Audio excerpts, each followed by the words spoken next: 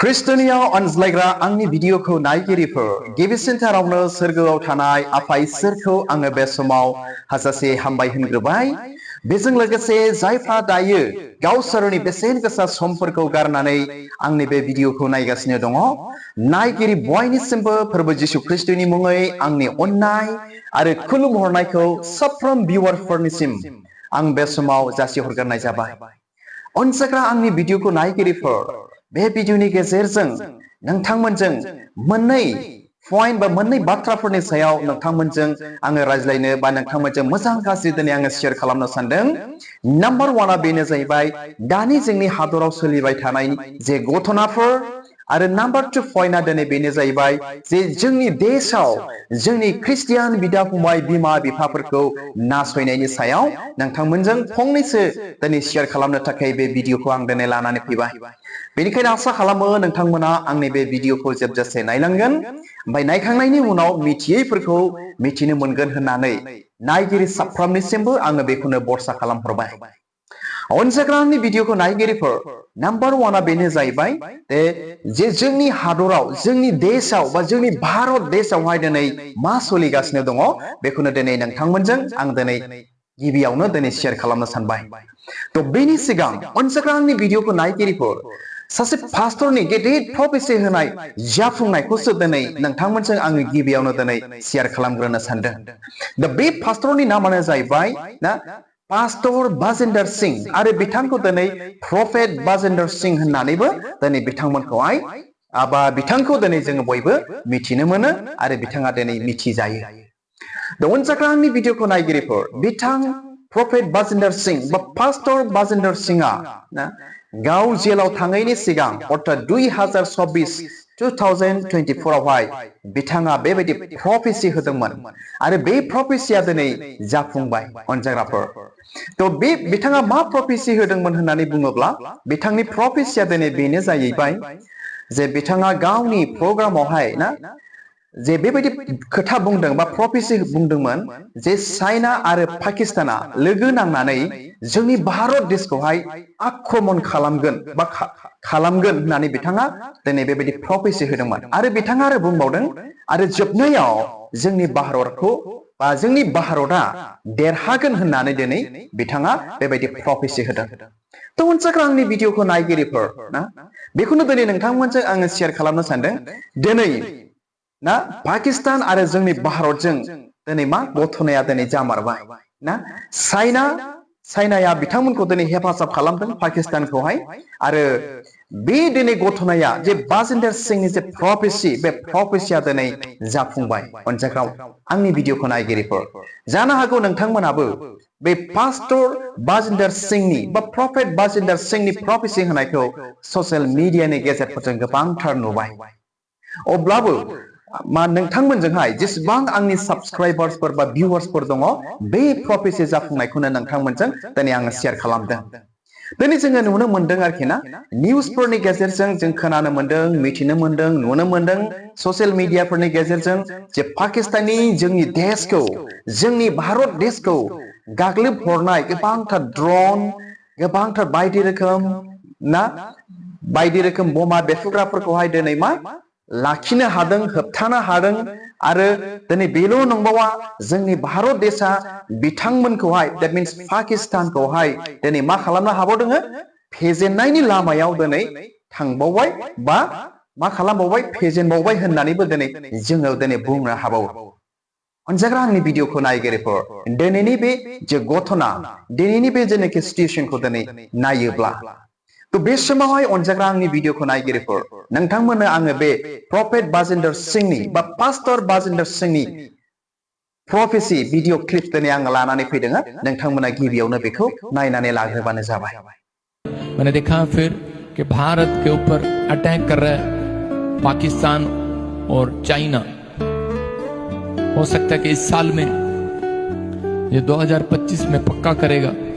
और इसी समय प्रभु ने मुझे कहा कि थोड़ी सी प्रॉब्लम आएगी,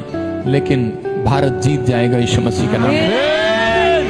तो बेनिखायनो अनसायग्रा आंनि भिडिअखौ नायगिरिफोर, आसा खालामो नोंथांमोना बे भिडिअ क्लिपखौ नायनानै खुब गाहामथारैनो मिथिबाय बेसेबां थारिखआव बा मा सनावहाय मा मासाव बिथाङा दिनै प्रफेसि होदोंमोन जानो हागौ नोंथांमोना बे भिडिअ क्लिप्सआव गासिबो नुजोब्बाय। थ' आङो बे समावहाय नोंथांमोनजों आं बेखौनो दिनै शेयार खालामनो सानदों अनजाग्रा आंनि भिडिअखौ नायगिरिफोर जेसेबांनाखि जोंनि ख्रिस्टियान बिदा फंबाय बिमा बिफाफोर दङ जों जेखि जाथि जाया मानो आरोखि ना जोंनि स्पेसियेलि जोंनि ख्रिस्टियान बिदा फंबायफोरनिसिम दिनै बेखौनो जों दिनै बे भारत देशा जोंनि देश जानायखाय जोंनि जोनोम हादर जानायखाय नोंथांमोनजों बा जोंनि जेसेबांनाखि ख्रिस्टियान बिदा फंबाय बिमा बिफा बिब' बिनानावफोर दङ बेखौसो दिनै नोंथांमोनजों आङो शेयार खालामनो सानदों। बेनो जाहैबाय फै जोङो जोंनि देशनि थाखाय अनजाग्राफोर जों इसोरनाव आर'ज खालामनि। जानो हागौ दिनै जोङो साधारन फिसा मानसि दिनै जोंखौ रावबो सिनाया अब्लाबो फै जोंनि हादरनि थाखाय जोंनि देशनि थाखाय जों इसोरनाव आर'ज खालामनि। अनजाग्रा आंनि भिडिअखौ नायगिरिफोर नोंथांमोना सोरबा साननो हागौ आंलाय माब्रा आं गिदिर मानसि नङा आं साधारन मानसि नाथाय बे नङा जों बे देशआव जोनोम मोननायखाय आरो बे देशआ जोंनि जोनोम हादरखाय जोंनि जोनोम हादरनि थाखाय जों इसोरनाव आर'ज खालामनि जेन' इसोरा जोंनि देशखौ बासायो जोंनि देशखौ सुख सान्ति दोनो। अनजाग्रा आंनि भिडिअखौ नायगिरिफोर जों दिनै जोंनि देशनि थाखाय जों इसोरनाव आर'ज खालामनाया जोंनि थाखाय गोनांथार। अब्ला बे समाव अनजाग्राफोर नोंथांमोननिसिम जोंनि देशनि थाखाय बा देशनि थाखाय आर'ज खालामनांगौनि थाखाय मोननैसो बाइबेल सिरि नोंथांमोनजों आं दिनै गोथार बाइबेलनिफ्राय फरायनानै आं खोनासंहोनो आं सानदों बे समावहाय। बे समाव अब्ला आं फरायनानै खोनासंहोनि थ' बेखौ मोननो हागोन 2 इतिहास 7 बालाबनि 14 सिरि 2 Chronicles chapter 7 verse 14 आवहाय बेबायदि बुंदों। बे समाव माने बे बाथ्राया जाहैबाय सल'मनजों इसोरनि बुंनाय राव बेखौसो दिनै आङो फरायनानै नोंथांमोननो खोनासंहोगोन। ओरैबायदि लिरदों बे समाव आंनि रायतफ्रा गुरै जानानै आंनियाव आर'ज गाबब्ला आंखौ नागिरब्ला आरो गावसोरनि दुस्थ लामानिफ्राय गिदिंफिनब्ला आङो सोरगोनिफ्राय खोनासंनानै बिसोरनि दाय मावनायफोरखौ खेमा होगोन आरो बिसोरनि हादरखौ जै जै मै मै जाहोगोन। अनजाग्रा आंनि भिडिअखौ नायगिरिफोर खोनाबायना गोथार बाइबेलाव मा बुंदों बे बाथ्राया सल'मनजों इसोरा बे बाथ्राखौ दिनै बुंदों आरो दिनैबो जोंनि थाखायबो दिनै बेनो जों जुदि इसोरनाव आर'ज गाबब्ला जोंनि गाज्रि पाप मावनायनिफ्राय जुदि जों फिननानै फैयोब्ला बे इसोरनाव जों आर'ज गाबब्ला बे इसोरा जोंनि हादरखौ जोंनि देशखौ बासायथारगोन आरो जोंनि देशखौ जै जै मै मै खालामगोन। दाबो अनजाग्रा आंनि भिडिअखौ नायगिरिफोर बे बाइबेल सिरिनि गेजेरजों जेसेबां जोंनि ख्रिस्टियान बिदा फंबाय बिमा बिफा बिब' बिनानावफोर दङ मा जोङो दिनै जोंनि देशनि थाखाय जों इसोरनाव आर'ज खालामनो नांथारगौ। नाथाय बेनि जायगायाव ना दिनैनि बे मुगायावहाय जोंनि भारत देशआवहाय दिनै जोङो बेखौसो नुनो मोनदों ओरैबायदि नुनो मोनदों जायगा जायगा रेलि खालामनायखौ नुनो मोनदों ओरैबायदि रेलि मिथिबायना आङो नोंथांमोना नुबाय जानांगौ ओरै सानजाहा माखासे स्टेटफ्रावहाय जोंनि भारत देशआवनो जे पाकिस्तानजों दावहा नांनांगौ बिथांमोनखौ ओरैबायदि खालामनांगौ फोजोबस्रांनांगौ माने ओरैफोरबायदि मोनसे बेबायदि रेलि होनाय बेबायदि खोथा बुंनाय दावहा जानांगौनि खोथा बुंनाय बेबायदि बाथ्रासो दिनैनि बे मुगायावहाय जों दिनै नुनो मोनदों। दा अनजाग्रा आंनि भिडिअखौ नायगिरिफोर नोंथांमोना मिथिगौना आंनि मथेब्ला ना आंनि साननाय मथेब्ला मिथिनाय मथेब्ला जुदि मोननै देशनि गेजेराव जुदि दावहा जानांगौब्ला दिनै जों इनायनो गाबनांगोन जोंबो दिनै खस्थ' मोनगोन मिथिबायना ओरैबायदि खस्थ' मोनगोन जेखौ जों नुफेराखैमोन जों बेखौ नुनो मोनगोन जेखौ जों सैफेराखैमोन बा जेखौ जों माने बेबायदि दुखुखौ जों मोनफेराखैमोन दिनै जोङो बेबायदि जों दिनै मोननो नांगोन आरोखि। अनजाग्रा आंनि भिडिअखौ नायगिरिफोर दिनैनि मुगायाव जोंनि माखासे देशनि मानसिफ्रा दावहा नांनांगौनि थाखायसो दिनै मा बोलो फोरादों आरोखि ना बोलो फोरानाया बेनो जोंनि माखासे मानसिफ्रा खुगाफोरजों ससियेल मिडियाफोरनि गेजेरजों बे खोथाखौ दिनै बुंगासिनो दङ जुदि दावहाया गिदिर जायोब्ला दिनै मा जागोन जों जे सुखआव दंमोन ना जों दिनै बेखौ मोननाय नङा आरो अब्ला बै समावसो दिनै बुजिहैगोन आरोखि। थ' बेनिखायनो जोंनि भारत देशआ ओरैबायदि मोनसे गियान गोनां होननानैबो बुंजागोन आरोखि जोंनि प्राइम मिनिस्टार जोंनि रौनिया हान्जाफोरनि मिनिस्टार ना बिथांमोना दिनै दावहा होनो गोसो गैया ना दावहा होनो गोसो गैया बिथांमोना दिनै शान्तिखौ लुबैयो जोंनि राजाफ्रा जोंनि प्राइम मिनिस्टारफ्रा ना ओरैबायदि गोरोबनायाव गोख्रैनो फैयो नाथाय मा जे बिथांमोनखौ दिनै जोङो बुंनांगोन जोंनि देशनि बेरुदिफ्रासो दिनै बे खामानिफोरखौ दिनै गाज्रिनिफ्राय गाज्रि दिनै मावनो सानबाय थायो थ' अनसाग्रा आंनि भिडिअखौ नायगिरिफोर इसोरा दिनै जोंनोबो बेबायदि राजाफोरखौ देशआव होदों आरोखि थ' बेनिखायनो जोंनि प्राइम मिनिस्टारफोरनि थाखाय जोंनि आर्मि मिनिस्टारफोरनि थाखाय ना दैदेनगिरिफोरनि थाखाय जों इसोरनाव आर'ज खालामनो नांगौ आरोखि जों दिनै जोंनि ख्रिस्टियान बिदा फंबायफ्रा बा जोंनि बिब' बिनानाव बिमा बिफाफ्रा अनसाग्रा आंनि भिडिअखौ नायगिरिफोर एस ए ख्रिस्टियान जानायखाय जोंनि देशनि थाखाय जों इसोरनाव आर'ज खालामनो नांगौ आरो मोनसे बाइबेल स्टडि नोंथांमोननो आङो फरायनानै खोनासंहोबावनि बे भिडिअनि गेजेरजों जेसेबांनाखि जोंनि ख्रिस्टियान बिदा फंबायफोर दङ बा नायगासिनो दङ नोंथांमोनजों दिनै बे बाथ्राखौसो नोंथांमोनजों आं दिनै शेयार खालामगासिनो दङ गितफोराव बेबायदि लिरबावदों बाइबेलावहाय गितफोरनि 22 बालाबनि 28 सिरियाव बेबायदि बुंबावदों अनजाग्राफोर मा मानोना रायजोआ इसोरनिनो बियो गासै जातिफोरनि गिरि खोनाबायना रायजोआ इसोरनिनो ओमफ्राय बे इसोरा गासै जातिफोरनि गिरि होननानै बुंदों बे इसोरा पाकिस्ताननिबो बे इसोरा जोंनि देशनिबो आरो बुहुमाव थानाय देश मोनफ्रोमनिबो बे इसोरा जाति मोनफ्रोमनिबो बे इसोरा अनजाग्रा आंनि भिडिअखौ नायगिरिफोर बेनिखायनो जों अरायबो बयनिबो देशनि सुख शान्तिखौ जों ख्रिस्टियानफ्रा दिनै नागिरनो नांगौ बा इसोरनाव बिनो नांगौ आरोखि आसा खालामो नोंथांमोना बे बाथ्राफोरनि गेजेरजों खुब गाहामथारैनो बुजिबाय मिथिबाय आरो जोंनि देशनि थाखाय इसोरनाव आर'ज गाबगोन होननानै नायगिरि साफ्रोमनिसिमबो आं बेखौनो मिजिंथिहरदों आरो नैथियावहाय नोंथांमोनजों आं बेखौनो दिनै शेयार खालामनो सानबावदों अनजाग्रा आंनि भिडिअखौ नायगिरिफोर नोंथांमोना दिनै मिथिगौना जोंनि देशआव दिनै मा जागासिनो दङ एनायनो दुखुनांथाव जायफ्रा जिसु ख्रिस्टखौ खुलुमनो जायफ्रा ख्रिस्टियान बिसासिफोर बिथांमोनखौ जायगा जायगा ओरैबायदि मा खालामगासिनो दङ नासयगासिनो दङ टर्चार खालामगासिनो दङ गिर्जाफ्रावनो थांनानै मा एकदमबारे माने गिर्जाफोरखौ बन्द खालामहैदों ना सोरखौबा लावथिजों बुदों बायदि रोखोम दिनै जायगा जायगा मा खालामगासिनो दङ बिथांमोनखौ बा जों ख्रिस्टियान बिदा फंबायफोरखौ जोंनि बे देशआव नासयगासिनो दङ आरो जानो हागौ नोंथांमोना ससियेल मिडियानि गेजेरजों बे घटनाफोरखौ दिनै नुगासिनोबो दङ दिनै आंबो नुबाय नुनायखायनो आरो खोनाबायबो बेनिखायनो नोंथांमोनजों जेसेबांनाखि जोंनि ख्रिस्टियान बिदा फंबाय बिमा बिफाफोर दङ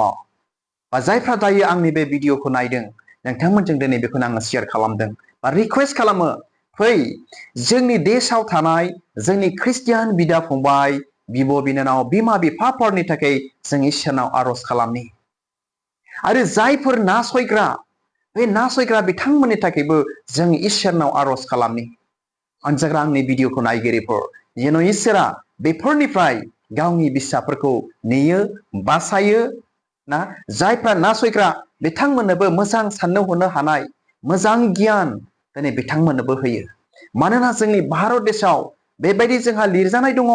जोंनि बे देशआव मोनफ्रोम धोरोमहा गावबा गाव धोरोमखौ फोथायनायनि खुलुमनायनि आर्टिकेल 25 निफ्राय लागासिनो लिरनाय दङ उदांस्रि दङ अनजाग्रा आंनि भिडिअखौ नायगिरिफोर नोंथांमोना बेखौ फरायोब्ला मोननो हागोन मा जोंहा बे देशआव जोंनि बे भारत देशआव मोनफ्रोम धोरोमनि मानसिफ्रा गावनि धोरोमखौ फालिनो हानाय खुलुमनो हानाय उदांस्रि दङ मोनथाय दङ दिनै बेबायदि थासेयावबो गोबांथार दिनै जोंनि ख्रिस्टियान बिदा फंबायफोरखौ दिनै नासयगासिनो दङ अनजाग्रा आंनि भिडिअखौ नायगिरिफोर बेनि थाखायनो आङो खावलायो जों इसोरनाव आर'ज खालामनि जोंनि ख्रिस्टियान बिदा फंबाय बिमा बिफा बिब' बिनानावनि लागै जायफ्रा नासयजाबाय जायफ्रा लाजि फोनांजाबाय जायफ्रा जेलाव जोबै जाबाय जायफ्रा बुजाबाय बिथांमोननि थाखाय जों इसोरनाव जों आर'ज खालामनि अनजाग्रा आंनि भिडिअखौ नायगिरिफोर बे भिडिअनि गेजेरजों जोंनि ख्रिस्टियान बिदा फंबायफोरनिसिम आं बेखौनो दिनै खावलायो जों गोसोखांनि जोंनि मण्डलिफ्राव जों जेखि डिनोमिनेसननि मानसि जाया मानो जों जेखि जाथि ख्रिस्टियान जाया मानो जों बे इसोरनाव दिनै जोङो गोसोखांनो गोनां जोंनि ख्रिस्टियान बिदा फंबायफोरनि थाखाय अब्ला बे समाव नोंथांमोननिसिम गोथार बाइबेलनिफ्राय मोननैसो बाइबेल सिरि बेनि सायाव फरायनानै खोनासंहोनो थाखाय आङो सानबावबाय थ' नोंथांमोना खोनासंबानो जाबाय बाइबेलाव मा बुंदों आं फरायनानै खोनासंहोनि बेखौ मोननो हागोन गाहाम खौरां माथाइनि 5 बालाबनि 10 निफ्राय 12 सिरिसिम Gospel of Matthew chapter 5 verse 10 to 12 फरायनि जिसुनि मुङै मा बुंदों धोरोमनि थाखाय होसो जाग्राफ्रा बोर होजाग्रा मानोना सोरगोनि रायजोआ बिसोरनिनो होननानै बुंदों मोनथिबायना जि सिरियावहाय मा होननानै बुंदों जायफ्रा धोरोमनि थाखाय होसो जाबाय बिथांमोना बोर होजाग्रा होननानै बुंदों बाइबेलाव मानोना सोरगोनि रायजोआ बिथांमोननिनो होननानै बुंदों धोरोमनि थाखाय होसो जाग्राफोरनिनो अनजाग्राफोर ओमफ्राय जिसे सिरियाव बुंदों मानसिफ्रा आंनि थाखाय नोंसोरखौ हाजिगदावो आरो होसोयो आरो नोंसोरनि सायाव बायदिसिना गाज्रि बाथ्राखौ नंखायै बुङोब्ला नोंसोरो बोर होजाग्रा खोनाबायना जिसु ख्रिस्ट'आ गाव थांनायनि सिगांनो जेब्ला बे संसाराव दङमोन बे बाथ्राखौ दिनै बुंनानै गालांखादों फोरोंलांखादों मा मानसिफ्रा आंनि थाखाय नोंसोरखौ होसोयो नासयो हाजिगदावो होननानै बुंखादों आरो नंगौबो आरो बे नाथाय मा बुंदों बायदिसिना गाज्रि बाथ्राफोरखौ नंखायै बुङोब्ला नोंसोरो बोर होजाग्रा होननानै बुंदों अनजाग्रा आंनि भिडिअखौ नायगिरिफोर दिनैनि बे मुगायाव जोङो नायनि आरोखि ना जोंनि गोबांथार दिनै ख्रिस्टियान बिदा फंबायफ्रा ना दिनै बुजादों होसोजादों नासयजादों दिनै जायफ्रा बेबायदि बुजादों होसोजादों नासयजादों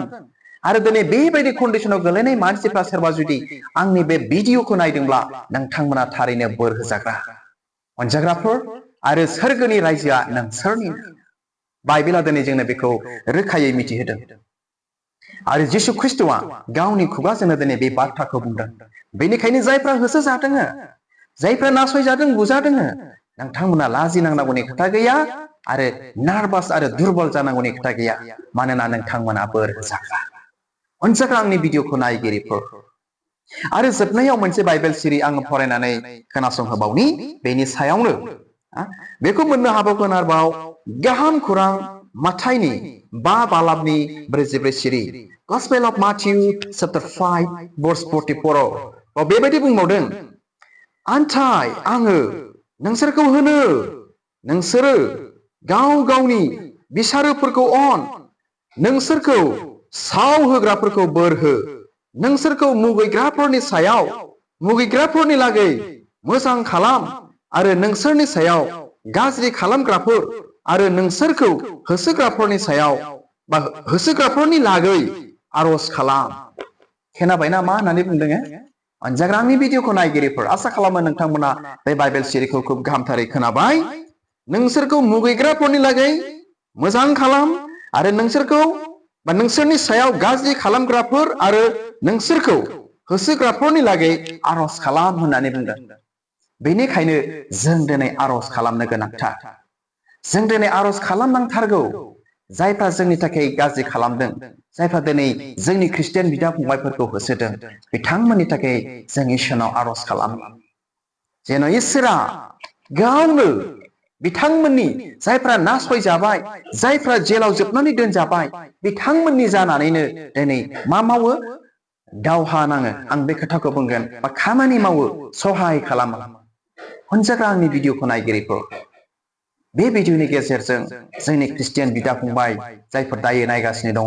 बेखौनो दिनै नोंथांमोनजों आं शेयार खालामदों बेखौनो खावलायहरदों